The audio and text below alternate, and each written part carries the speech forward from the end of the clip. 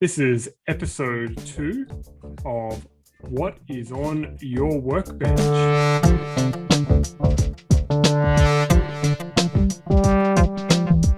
Yeah, unfortunately, I didn't have a fancy introduction there like Chili last week, but my name is Andrew with craftybeetroot.com. We have Chili with us from Allwood Solutions. How you been, Chili? I feel a little bit like dog poo today because I got my second COVID shot yesterday, but Oh, wow. it's for a good reason that I feel bad. That's excellent. Yeah, I think we just started rolling out vaccines here in Australia. So, I mean, fortunately, we've been able to isolate a lot of the cases, so we really haven't had many restrictions. But the vaccines are slowly rolling out here. But no, it's good news. Good to hear. Yep. How are you doing? I'm doing good. Doing good. Busy as usual, but that's always good. It's good to be busy. It's always good to be busy. That's why I figured add a podcast, because why not? So yeah, I mean, and then I was like thinking about it, because we do a podcast, of like, now I get to do more projects because I've got a reason to do it. So you do one more thing to get more things done. It's awesome. Yep, we got to fill the queue. Exactly.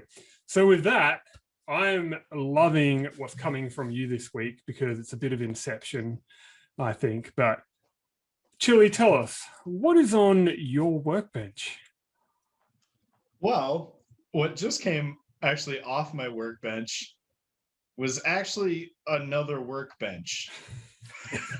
My wife does pottery, and so she was doing it on a really janky folding table that I was afraid was gonna like fall to the floor when she was wedging clay on it.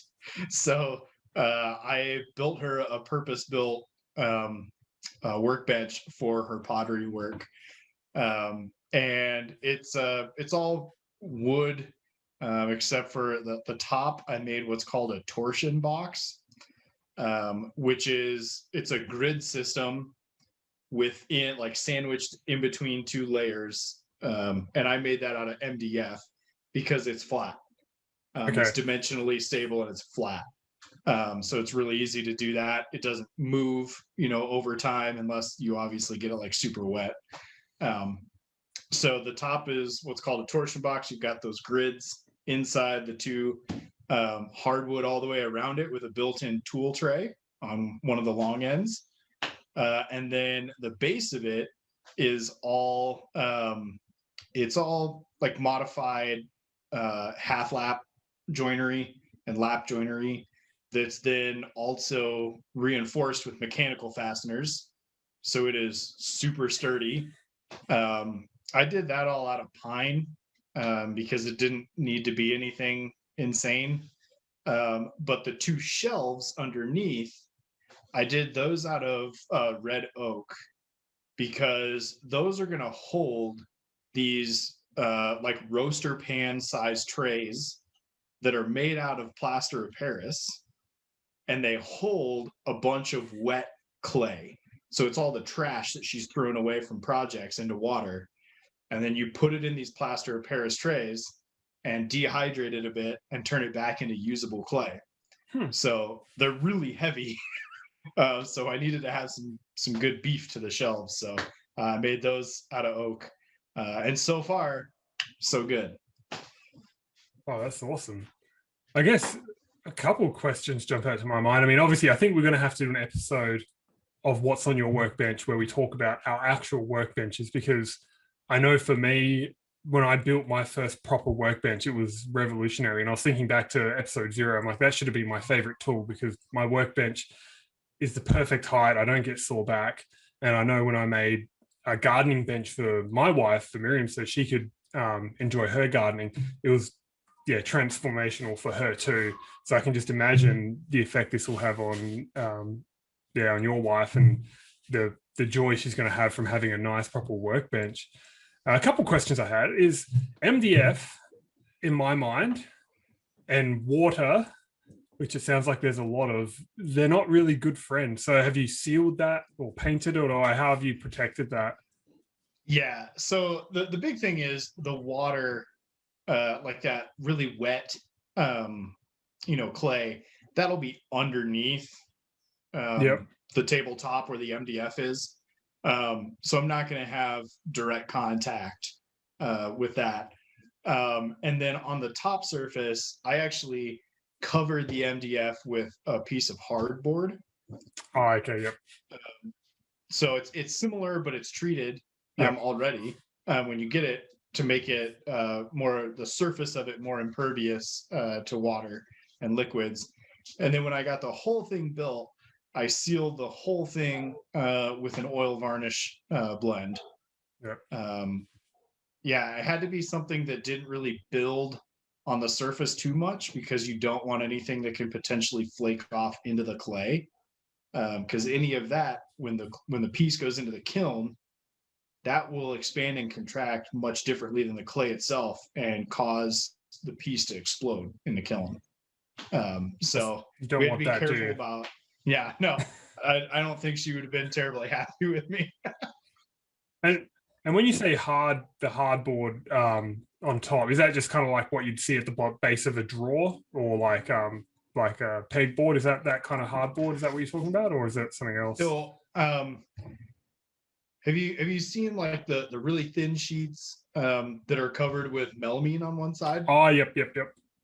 It's similar to that. There isn't a melamine layer. Yep. But if you look at it, there's like a waffle pattern soft Yep. side, and then there's a really solid, impervious, glossy side. Yep. And that's what's facing up.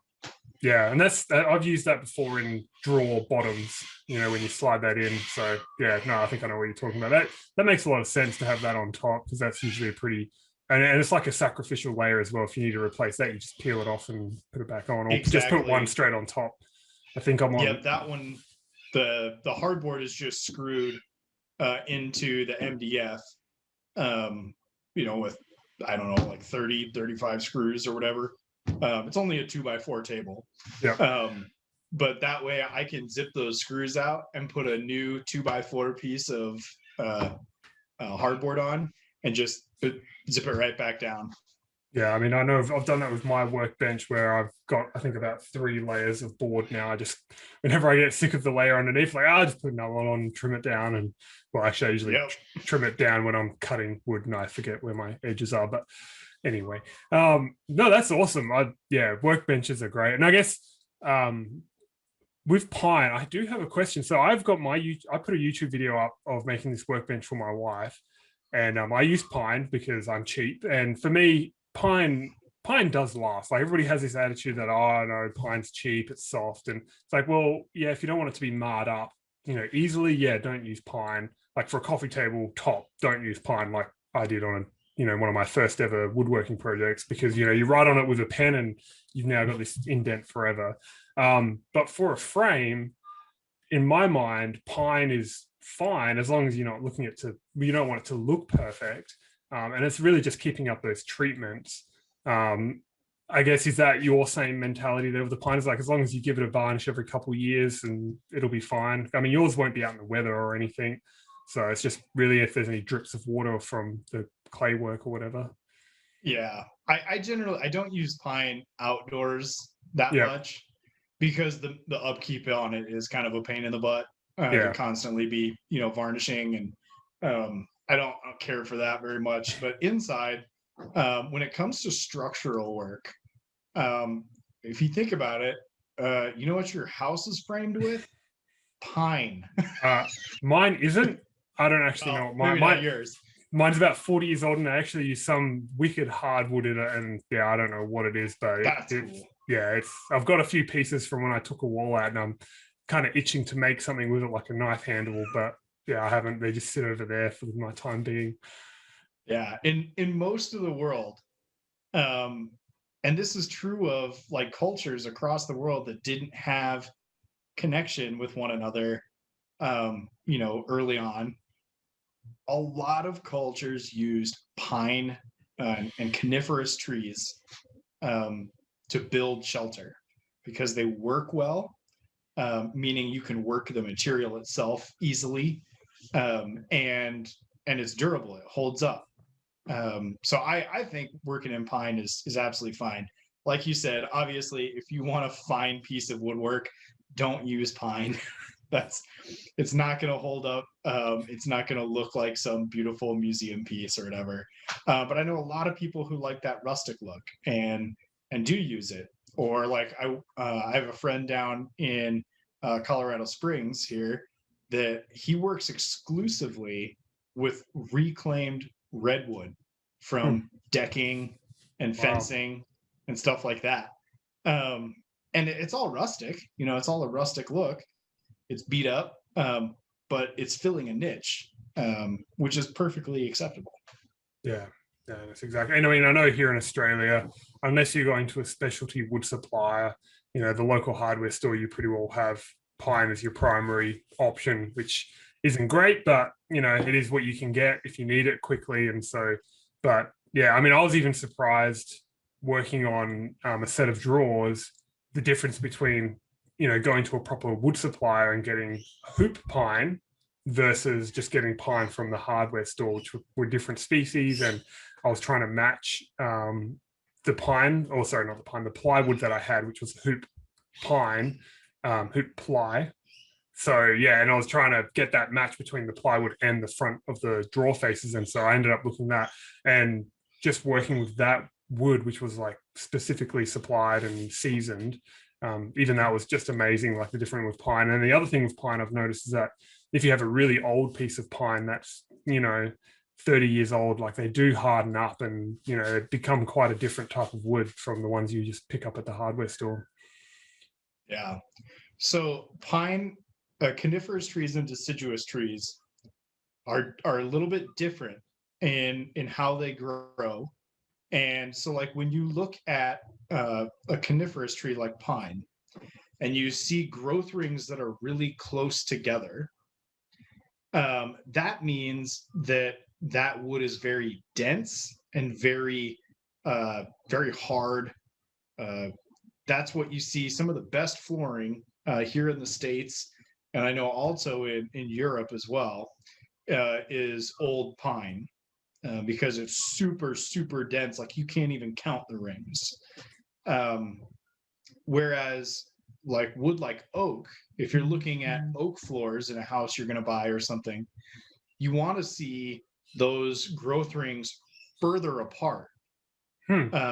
Because it's not the part where the grain is, where you can see the tubules. It's that other part that's the hard part. So you want more of that and less of the grain. Interesting. Well, that makes a lot of sense because I know those growth rings basically are equivalent to a year's worth of growth. So, you get those trees that are thousands of years old and they're, you can barely tell those growth rings because, in those really cold climates and harsh climates, they just can't afford to grow that much each year. But yeah, I wasn't aware that like with a pine or, you're looking to see a lot of rings versus an oak or something where, it just makes perfect sense. Yep. That ring itself, like the physical line, that's the part of the tree that grows in the spring and early summer. And then the piece between the lines, that's the growth from late summer, early fall. So that's why it looks that way. That makes a lot of sense. However, back to the pottery bench. Has Katie used it, and what does she think? Yes, she's very, very, very happy. I scored some major brownie points. Nice. The biggest thing was wedging clay, which is the process of almost like kneading dough. You have to kind of massage a lump of clay to work out any air bubbles, but it takes a lot of force to do that. And so having this table at like the perfect height for her to be able to lock her arms and push into the clay was really big. And then just to not have that table shaking around like the folding table makes a big difference. You don't waste energy. Yeah, no. And I guess, is this a sitting desk? I guess, how did you figure out what height to make it for her? Because I know height's like a huge thing. Oh, yeah. It's a standing desk. The nice thing about that folding table that she had there was it was adjustable. The legs on it were adjustable. So we played around with them and she was able to say, this is the height I want it at. So I made the bench, a bit shorter than that, about 1.5 inches shorter than that. And then I put adjustable feet on the bottom because it's in the basement. The floor is not even. So that way we could bring it up even and to the perfect height. Yeah. Very good. You gotta have the right tools. Yeah. Okay. Yes. Miriam. Yeah. So the bench I made for Miriam, I was like, okay, I'm going to measure it perfectly. No, I just picked a height, add wheels at the bottom, and was like, whatever. I'll give it to her and see how she likes it, and then I'll just chop it down. It was just pine, so I was just like, I can just chop it, however, wherever I need it. And she ended up really liking the height, so I haven't had to adjust it. So we just call that one good. No, that's awesome. Like I said, we're gonna have to do an episode where we talk about your workbenches, because I believe you have a couple, and my bench. I still have some rebuilding to do after moving. Katie's pottery bunch was actually a trial run for me for the way I want to build my assembly bench. Yep. Because I hadn't done a torsion top before. And I got to tell you, that is the coolest thing. Like, it was somewhat time consuming, and 3/4 inch MDF is not light. I was feeling it. But it is dead flat, and it ain't going anywhere. So I think that is the way I'm going to build my new assembly table. Yeah, no, it's MDF. Yeah, I used to work with it a lot when I was a lot younger, because that was kind of like the cheapest wood, and now I've pivoted as far away from it as possible. But yeah, you look back and you go, it does have its purposes, and you've got to use those materials as they require. Yep. So what's been on your workbench? Well, on my workbench, a totally practical item like your workbench you were working on, it is a Harry Potter wand. So those who can see the video. Ooh. Even in a box. So let me get it out of the box. Nice. Very cool. So to describe it for those people that are just listening, it's Luna Lovegood's second one from the movies. Obviously, from the book, it's a bit hard to make something off a description, but can be done. So this was meant to be a short, just get it out of my system. Been working on the house, cutting up concrete, and I want to do something fun and pointless. So what's a quick project? A wand. I love doing wands. Anybody that's into like a Harry Potter or they want to start making, I highly recommend just going and trying to make a wand. Pick one you like and just have a go at it. It doesn't matter what you make it of, wood, foam, just have a go. It's super fun. It's really easy. And I've noticed on YouTube, they're pretty popular videos. So I was like, well, this is a pretty cool wand. It's a quick project, another YouTube video, all good things. So I decided on Luna's wand, mainly because it's all wood and it's wood carving. So some of the wands are more, they've got intricate like metal pieces added to them. And you can almost guarantee that most of them were sculpted and then cast in resin. Some of them might have been carved in wood and then cast in resin. But I mean, when you hear stories of Daniel Radcliffe breaking one every day and going through thousands of them, you know that there's basically one master and they've just kind of replicated it. And on all of my wands, what I try and do is make them kind of like a one-off bespoke piece. So, as much as they might be more perfect when it comes to a prop replica, I'm more going for A, the fun in making it, trying to push my skills, and B, just kind of that feeling of, this is a real wood with a real finish, made with real, hand skills. And so this one kind of attracted my attention because it's got a lovely flower shape carved in the end. And I've never really done any kind of wood shaping like that. I generally try and avoid sanding. And so this one, basically, talking about hoop pine, I had a cutoff, just I think it was about 1 inch by 1 inch square piece of length. from a cutoff, and I just went, oh, let's shape that down. So I just used a hand plane, probably not the right one and not the right way, but it basically just one of those cheap $20 planes, and just kind of took all the edges off just to get that nice round shape. Put a disc sander in my drill, and then use that to basically get the shape down even further. And then I finally ghetto lathed it up. So I can't recommend everybody using their tools in the ways they're not designed, but sometimes you can.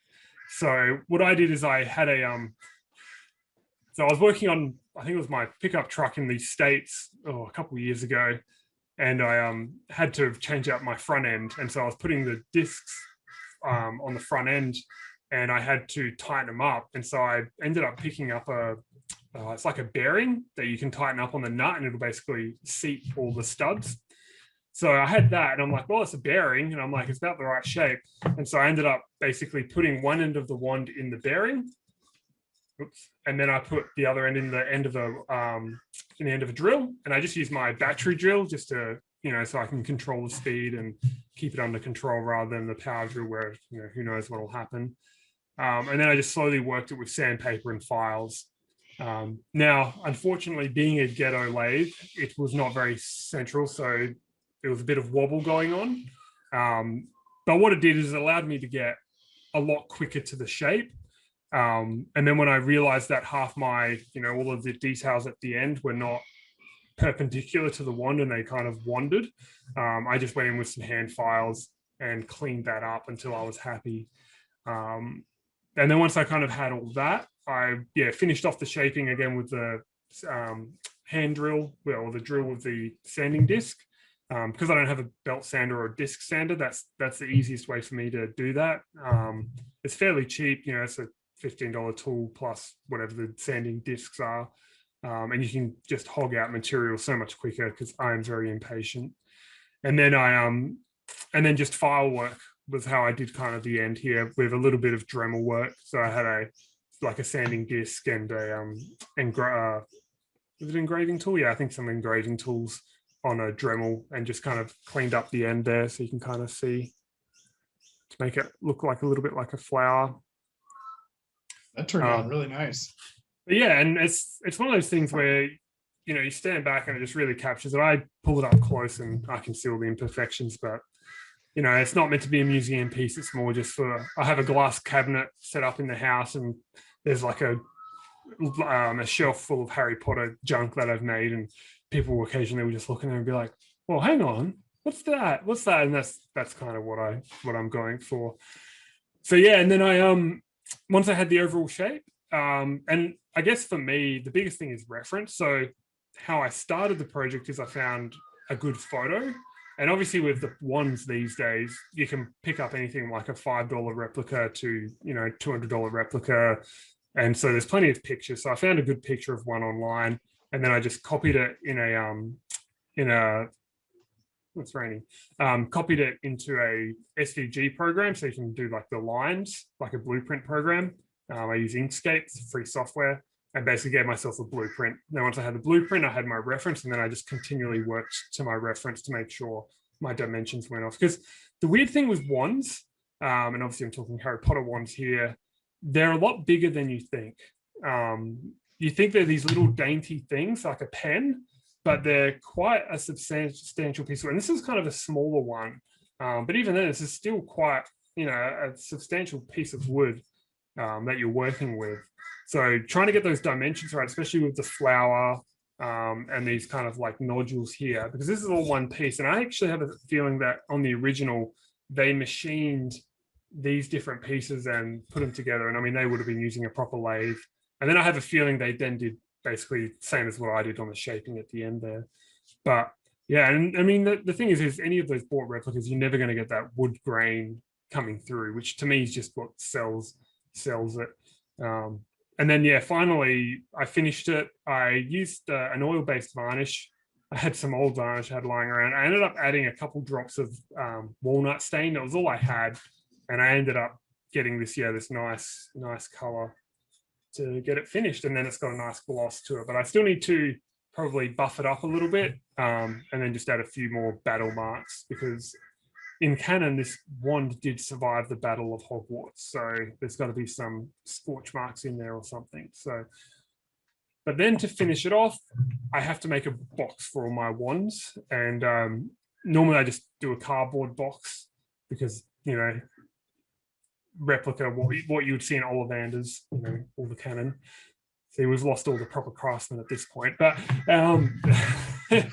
so I ended up making a box. And this was again a piece of hoop pine that I had scrap. And I wanted to try a different technique because I've been playing around with an idea of redoing my wife's jewelry box. And I was thinking about doing it a certain way. And so what I did with this one is it's basically one monolithic piece of wood. And then I cut the top off to make the lid with a circular saw. And then I used a router and I just basically plunge routed all of the inside. So there's actually no joins at all in the box, which is the first time I've ever done that. I didn't probably have the exact router bit that I should have used. It ended up being quite a few passes to get it to work, and it's definitely far from perfect. But yeah, then just a quick varnish, added a magnet, added a cushion on the inside of some fabric and some that to just kind of give it a little bit more pizzazz. And I don't know, eventually I might, for all those Luna fans out there, she's a bit quirky. So I was just trying to figure out how she would decorate a box like this. And I was like, well, what would my daughter do? You know, unicorns, rainbows, decoupage of her most favorite things. So I've actually got some Quibbler replicas. I don't know how much you're into the canon there, Chili, but basically Quibbler's a magazine in the book. And I've made some replicas of those. And so I've actually got some doubles. So I was actually thinking about cutting out some of that and sticking them on here, but that's for another day. But yeah, so that is. I think there would probably be some Nurgles on it. Yeah, exactly. Well, so saying that, I was trying to come up with an idea for the box, and I was like, oh, maybe I should put it out to like a forum and be like, I'm looking for something like, you know, the intestine of a Nurgle, or, you know, what would Luna put her wand in, and, you know, try and get something crazy. But I ended up going simple because in the canon, Ollivander makes this by hand. I believe it's at Bill and Fleur's. He makes it by hand. So I imagine this is what he would present it to, a very simple box, what he can make at the time. This is just, I love just nerding out on this and going, okay, what's the story? How did it come to that? It's completely pointless, but it is just fun trying to get it. And that's how I find you get a piece that has a story behind it, or looks like it has a story, has a feeling to it, as you basically embody that story into it. And it's just good fun. Highly recommend it. Nice. What kind of bits were you using in the Dremel to do that detail work on the handle? So most of this was actually done with a triangular file. Oh, okay. A nice little file. And then I had, let me get it down. I don't actually know what it's called. Nope.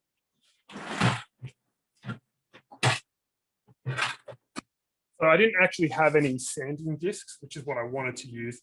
But I actually had a, I can't remember what it's called, but. Oh, flap disc. There you go. Well, it's a metal one though. Oh, it is metal? Oh, yeah, okay. It's for engraving or something for wood. I don't know. I've had it for a long time. It's a shaping bit. Yeah, exactly. It's not anything. It's not the tool I wanted to use, but it's the tool I had. So here's a question for you. Have you played with like straight blades yet for carving? No, that scares me. I need to send you a Sloyd knife. Okay. It's a very basic wood carving knife that they would give to children. And I'm not kidding. They would give these to like 7-8-year-old children. And it was their introduction into craft work. So they're a very, very, very versatile tool. And it gives you a great insight into your power tools as well, and how they function with wood grain. Like, you'll be working, with a rotary tool like that or something, and all of a sudden you get chip out. This big old chunk just flies out. Working with a straight blade like this really helps you understand why and be able to see it in the wood before it happens. So yeah, that's I want to, at some point, I need to get a slide knife in your hands or some chisels or something, and we can have some fun. Oh yeah, I've got some chisels, but I wasn't going anywhere near chisels on this one. I figured most of this I could do with hand files, and that's pretty well what I ended up. I've got a nice few different sets of nice not jewelers files. I mean, I had a set, but I didn't use them on this, so I just used some regular. No, well, it's all good. It's all good. Yeah, you did pretty much the way, like if somebody did a carved a master, that they molded multiple wands off of, you did really close to what they probably did to make that master copy. The only difference is that before the files, they probably went in with some gouges, which are shaped chisels. Yeah. That a lot of times they'll fit right in the palm of your hand. You push. I got a because couple it just of them. removes more material faster. Yeah. And then you come in with those shaped files and do your fine tuning. Pine, though, is so soft that you can usually, it's not too long to hit it with files. Yeah, the nice thing is you just hit it with some sandpaper afterwards and round everything out, and off you go, which is good. Nice. So are you happy with how it turned out? I am. There's a couple little bits kind of in here where, because it wandered on me when I was in the lathe, that I had when I went to straighten it in, things got a little bit deeper than I wanted and things were a little bit thinner. It's just, that on a lathe, they had that sitting in there and they just touched it with a file or with a chisel, and then they just touched it with a chisel, and then that's how they got that beautiful look. And when you're doing it by hand, it's never going to be perfect. And it's one of those things where in prop replication, you never know when to stop. It's like there are people out there that replicate Han Solo's blaster, and you can actually buy stencils that replicate the weathering patterns that the companies used on like the metal parts, so you get the exact spludges in the right places. People, and Star Wars is awesome because you get into it and there's like, you can, like, again, Han's blaster from Star Wars, I think there's 7 different identified versions of the one blaster. There's stunt ones, there's like stunt 1, there's stunt 2, stunt 3. There's the one from like what they call the Greedo killer, because that was reshot in California. So that was a completely separate gun, and they've identified what those different pieces are. And then people actually will track back, when was this? They can tell the order of the movies were shot because bits will fall off or bits get added. Lightsabers are notorious for that, where they'll start with, there aren't any screws in the original lightsaber that Luke has, but then in Empire Strikes Back, there's one less black stripe on it, and they've all got screws in them because they kept falling off during A New Hope, and it's just, people go nuts, and I love it. I love anybody that goes so deep into it, because I wish I had the time and effort, but I just appreciate it so much, because you just go, wow, like, I'm glad you did that, but why? Yeah, everybody's got to have something they love, I guess. Exactly. And I'm like, why not? They're adding something to the world that we didn't have before, because until these prop replica guys came in, a lot of this stuff was lost to history. It might not be important history, but it's still something that we can learn from, and I think it's just a good old laugh to have those stories with us. Oh yeah. So I wanted to also thank you. I think I owe you a thank you, because so a lot of my tools, they have this little sticker right here that says warning, and it tells me all the ways to not use my tool, and apparently I have you to thank for that.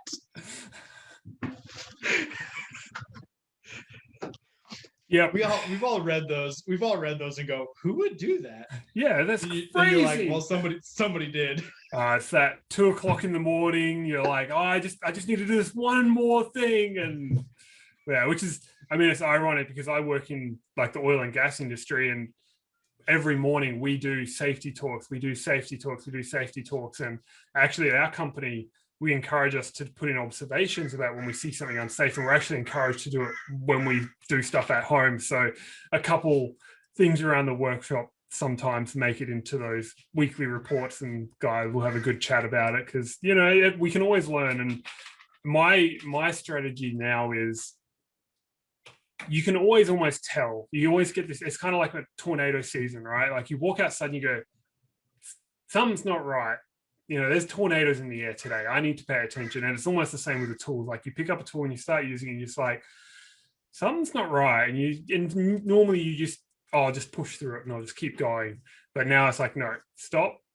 And it's actually interesting, because that same attitude I've noticed doing a lot of incident investigation.